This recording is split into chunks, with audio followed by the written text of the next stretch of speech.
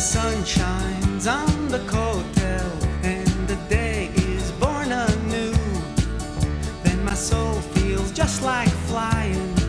Yerushalayim, we love you. I can hear the children singing, voices soaring to the sky as they echo through the valleys, singing Am Yisrael Chai. Oh my Yerushalayim, never once out of my heart. Good evening and welcome to Israel Update. For those of you who caught our program last week, you are aware that this is our very last show, our very last program over the various channels that carry the program. Right. We went through a lot of our history last week, and we'll continue this week. We would like to point out that if you want to know where we will be in the future, and we do hope to be back with you via the internet or some other way, please go to our website, israelviews@aol.com. Our email, israelviews@aol.com. Let us know how to reach you, and we will inform you as we know where the future will take us. I'd like to say Erev Tov to my co-host, Helen Freedman. Erev Tov, Charlie, and good evening to all our viewers. And we love being with you, and we are a little sad, even though it was our own decision. It's always hard to say goodbye, and we will be saying goodbye to you at the very end of this program, because it's been 8 years of weekly programming where we've had wonderful guests, marvelous guests from Israel, from the U.S., from all branches of government and society and so on. And we've made good friends with a lot of our guests and enjoyed the interaction. So it will be difficult to wrap it all up. But of course, as Charlie said, our plan is not to finish this, because the need for clarification of the issues on Israel just gets greater and greater. So we're just going to use a little updated, more modern way of doing it by perhaps switching over to the computer, so that our message is available everywhere and not just on the channels that carry the program. Last week we went into definitions, if you will, and we went through many concepts. The first one that I'd like to bring up is peace. Of course we all desire peace, and people would say to me, well, you hate the Arabs. I don't hate the Arabs. I just want them to leave me alone. I just want them to leave Israel alone. I want the Muslims to leave the rest of the world. They want to practice their religion, let them do it, but don't force it on me. Of course we want peace. And anybody who would deny that, who could be for a lack of peace? Isn't this our dream? But the strange thing is, Charlie, that the word has been so distorted that it doesn't mean peace anymore. Peace means like giving up your land, evacuating your people from their homes, giving up all the things that you fought so hard for, allowing your cities to be taken over by the enemy, allowing the Temple Mount in Jerusalem to be taken over by the enemy. Peace then becomes like an ugly word, rather than the beautiful word that shalom is supposed to signify. Well, it's a failure to recognize that there is an enemy. People just want to believe that they believe in peace, they believe in brotherly love, and why don't they? But they don't, and that's the issue. And can we ever learn the lessons? How many people in the 30s could not dream about Hitler and the Holocaust, and not only the Holocaust, but the tens of millions who were killed brutally there, and then the communists and so forth. I mean, You know, you mentioned the Holocaust, Charlie. We recently sort of recognized, there was a week of recognition of Right. the Holocaust with a number of different ceremonies. And I happened to see a movie called Kindertransport, which was a documentation of the evacuation of Jewish children from Germany and Austria just as Hitler was coming to power in 1938, 39, and separating them from their families and sending them to London, where Jewish and Christian families took them in, and the stories go on and on, so it's not for this conversation. But there were people in the audience who had been part of that Kindertransport. Of course, now they're in their 80s and 90s. They're still traumatized from that. They were saved. They were saved. Their lives were saved. But the separation from the families was a very, very traumatic thing. Today in Israel, because of the 6,000 rockets that have landed on the city of Sderot, which is in the Negev, in the western Negev, in Israel, because of the 6,000 rockets that have landed, because of Hamas taking over the evacuated Gush Katif area, there are people who are actually suggesting that the children in Sderot be separated from their parents and be put on sort of a Kindertransport and taken to America. And this is such a tragedy. I mean, the Jews of Germany and Austria were escaping from a madman named Hitler, who was in control of the countries. Here, Israel is supposedly sovereign in its own country. It's sovereign in its own country, and yet it cannot defend its own people. And Well, what will the rest of the world say? This is a disgrace and an abomination. Yeah. I have no words for it. The idea of taking these children from their parents to save them, because these rockets don't stop. And what we're talking about, by the way, throughout last week and tonight also, is the insanity and the real insanity of the Jewish people. They just refuse to recognize the enemy for what he is, and they handed over Gush Katif to the enemy, and there are those who are ready to hand over, God forbid, Judea and Samaria and the Golan to the enemy. And the enemy is saying, but that isn't really what we want. We want Tel Aviv and Haifa. I mean, they say it over and over and over again. And I ended the last week's program. I want to repeat this over and over again. The world does not need another Arab terrorist state. No Palestine. It will be a terrorist state, just the way Gaza is a mini terrorist state. There can be no question that Hamas, Fatah, or Hezbollah will take it over. By the way, free elections, who will they vote in? Abbas, who himself is a terrorist, or obviously we know if there was an election today, Hamas or Hezbollah will rule that. And what are we going to do when they start dropping bombs in Tel Aviv and Haifa and Jerusalem? Well, we'll do the same thing that we're doing with Gush Katif. We'll wring our hands and we'll say, well, the rest of the world will not allow us to defend ourselves, so let us just absorb. Let's find a way to absorb the bombs. yes, well, there's... It's Helm. It's Helm. What's the story? It's so tragic, but the Helm story, you know, Helm is a place where they were known for really foolish decisions. So one of the stories was that there was a bend in the road where the horses and the carts kept falling over.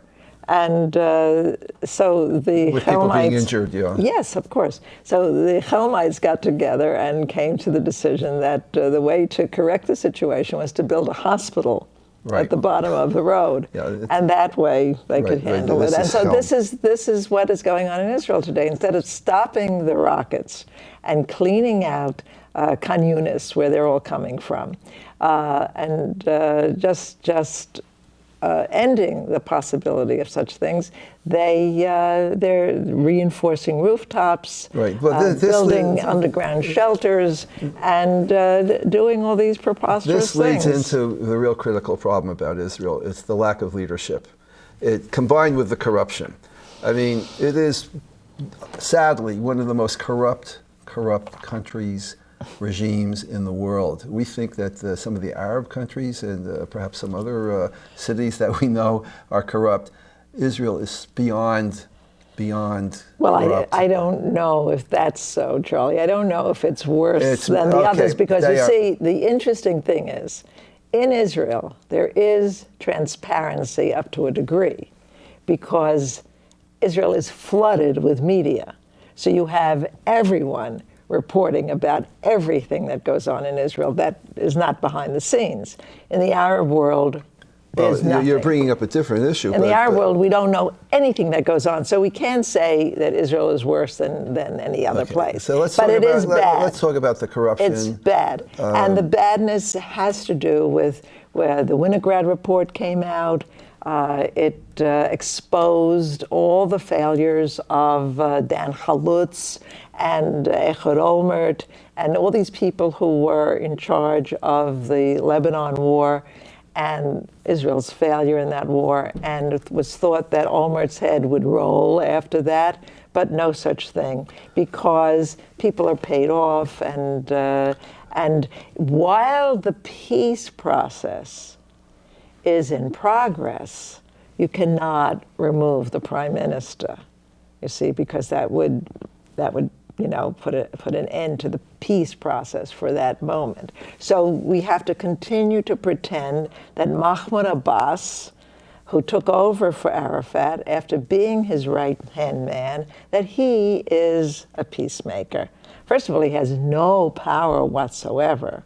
I mean, it was really... Well, people forget that he planned the Munich massacre and wrote his doctorate denying the Holocaust, and has been, a leader in terrorism from the very beginning. In addition to which, his Al-Aqsa Martyrs Brigade, which is his military faction, just claimed responsibility for an attack in Dimona, where they had a suicide bombing. As we noted earlier, this is our last program, and there's a lot that we want to say, and we said it last week, and it's very hard to know what to include and what not to include. But let's talk just briefly about the trappings of democracy that seems to exist in Israel. It's trappings of democracy, but it isn't real democracy because there is no accountability. They do not have elections the way we have, where we can go to a senator or a congressman and they represent a particular geography, and you can pick up the phone and you can have a complaint or you can write a letter and you can vote that person in or out. In Israel, unfortunately, they have this crazy system where you vote for a party and there is no accountability. Therefore, someone like Sharon could state in his campaign, I will not give up 1 inch, I will not give up Gaza, and he even takes a vote from his own party, and they agree that they vote against giving away 1 inch of land, and what happens? Sharon gets in, give away Gush Katif. Right, and of course Olmert ran on that platform openly, okay? Right. But the idea that there is no accountability for those who are elected is one of the great problems in Israel. Which And, leads and to there's so much lying that goes on, Charlie. we talk about the Arabs lying, unfortunately. Well, the Jerusalem conference has been going on, Right. and there's been a lot of talk, unfortunately, and actually it's illegal to even think about dividing Jerusalem, because Jerusalem was taken into the country as its capital, and it was whatever legal procedures had to be followed to confirm that took place. And so discussion of dividing it up now is actually against Israeli law. But nobody pays attention to that. The law doesn't matter, because we got to talk about the Supreme Court. The most ridiculous situation exists in Israel. First of all, the Supreme Court is controlled by the left, as is the media, as is most of the country is controlled by the left. Can you imagine a situation where Supreme Court justices select their own successors? I want to repeat that.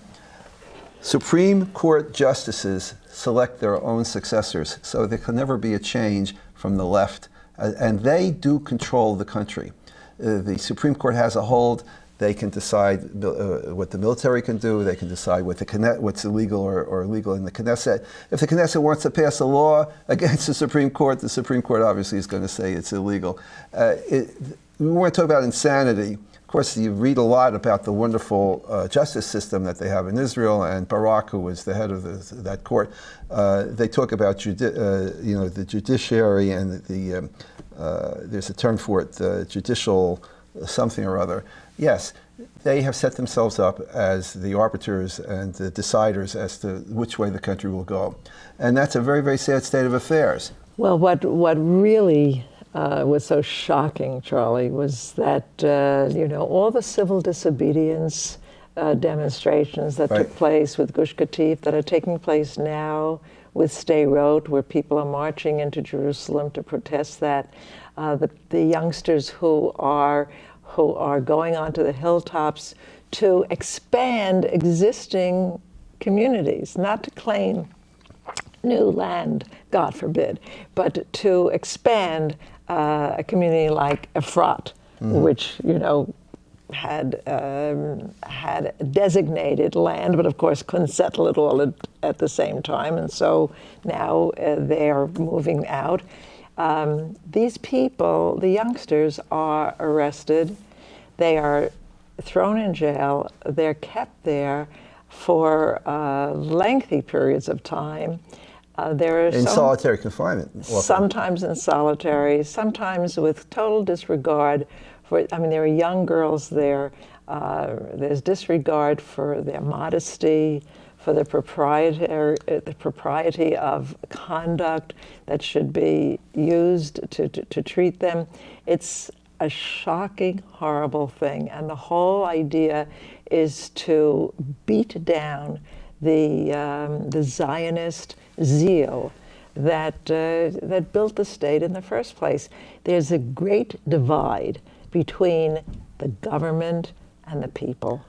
We know so many of these remarkable Israelis who have suffered tremendously, who continue to endure all kinds of difficulties because of their love for the land and their devotion and their faith and so on.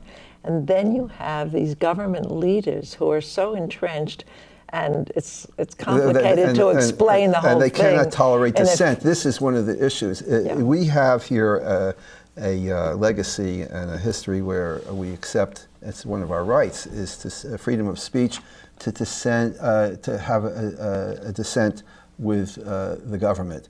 In Israel, they cannot tolerate dissent, and they'll beat you down.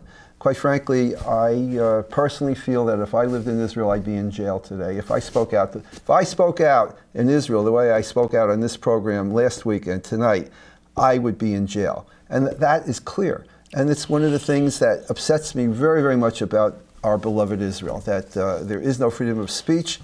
And if you disagree with the leftist government and the leftist Supreme Court, you've got real problems. And the hatred for the religious is another terrible, terrible situation. I'm talking about Jews' hatred of other Jews. Israel is a Jewish... Charlie, it's hard for people to understand this. It's really hard. So, but I would like to. Okay. I'd like to turn to. We have 10 minutes left, so let's. Okay, here we are in the United States, right? We're American citizens, so we love our country, and we love Israel, and we sit here in New York. We've got the United Nations, not that far from us, an organization that is dedicated also to. Israel's destruction. Well, the only thing that they're united in is in their hatred for the Jewish state. If we studied the number of resolutions that have gone through the General Assembly, the Security Council, whatever, we know that 95% of them would be against Israel, condemning it for one thing or another. The UN is a whole Well, other area. 40% to 45% of the resolutions have been against tiny Israel, which is like a little pimple in the world. It's only 45%? Yeah, I thought it was... of all the resolutions. Oh, of all okay. resolutions. But here we are in the United States, and our government is considered to be a friend of Israel's. What role can we play as American citizens to help Israel?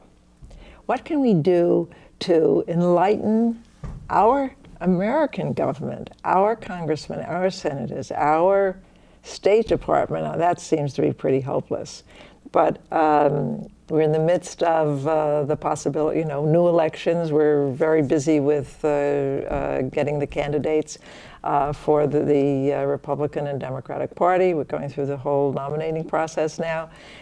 So whoever the candidates will be, they have to hear the American voice speaking honestly and forcefully about Israel. Now, I'm so pleased that I came across a House resolution number 951 put forward by Congressman Scott Garrett of New Jersey, and with the help of Elliot Engel from New York, and a few others. And the resolution is that it condemns the ongoing Palestinian rocket attacks on Israeli civilians.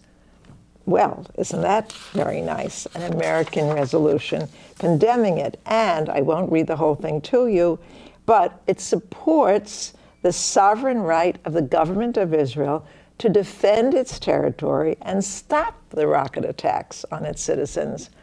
Very logical, right? I mean, you need a congressional resolution for this. But at least they did it, by the way. And it recognizes the difficult balance Israel faces as the competing pressures of being the primary supplier of numerous necessities for Palestinians, such as fuel, electricity, and medicine, while at the same time, the rockets are being fired at Israel from Palestinian areas. Well, so we have a bit of common sense here. It seems to me that American citizens should contact Scott Garrett, should contact Elliot Engel and Shelley Berkeley, and these congressional people who see the reality of the situation and support it. And we have to encourage them to bring out these resolutions over and over again and say, this is the way America feels about what's going on in Israel, and not what Condoleezza Rice and the State Department would support, because that, of course, is just the opposite of anything that makes sense. We don't really have time to go into the role of the Christians in this country and those who believe in the Bible, but they've been great friends for the Jewish state. Well, we're down to our last 5 minutes of our program, and we've been, these past last week and this week, we've been reviewing a lot of our concepts. I want to repeat one more time, perhaps, maybe one more time after this. The world does not need another Arab terrorist state. We know that Palestine will be, unfortunately, that's the way it is. If you're a thinking person, you know what it will be, and why would you want to support such a thing? This is pure insanity. For those of you who will want to see where we're going in the future and hear from us, please email us how to contact you. You've seen it on the screen, israelviews@aol.com, israelviews@aol.com. Helen? Well, what can we say? What can we say, Charlie? 8 years of talking about terms like occupation, peace, the West Bank, the division of Jerusalem. You know, 8 years ago we were talking about Abu Dis and this White House that Arafat was building.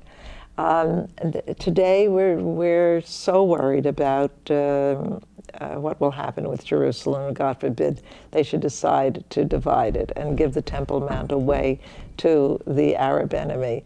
And we have cowardly members of Knesset that stay in power, they stay in the Knesset, they stay in the coalition for their own personal gain, not for the welfare of the country. People are pleading with this Shas party to leave. Shas said, if the Arabs begin to talk about Jerusalem, we will leave.